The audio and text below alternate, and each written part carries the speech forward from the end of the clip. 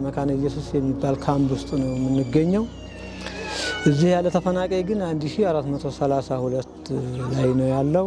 ብዙ አረጋውያን አሉ፣ ብዙ አካል ጉዳተኞች አሉ፣ ብዙ ህፃናት አሉ። የሚገርማችሁ ታዚህ ግማሹ ተ0 ጀምሮ እስከ 17 ዓመት ያለው 650 ህፃናት ነው ያለው። የተፈናቃዩ ላይ ያለው ጉዳይ በራብ እየተፈታ ነው ያለው። በራብ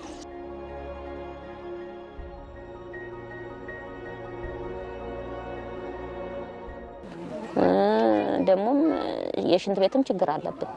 ሽንት ቤታችን የሴቶች ሽንት ቤት አሁን ተዘግቶ ወንዶች ሽንት ቤት ነው የምንሄደው። ወንዶቹ ደግሞ ጫካ ነው የሚጠቀሙት ያሉት። አሁን ያ ሽንት ቤት ደግሞ ትዘጋ ወዴት እንደምንሄድ እንግዲህ አስቢው። እና ውሃም ደግሞ እንደዚህ በሚቋረጥበት ሰዓት ዋሻ አልፈን ነው የምንሄደው እና እዛ ጨለማ ውስጥ ብዙ ነገር ይደርስብናል እና ይሄንን አልቻልንም መቋቋምም ማለት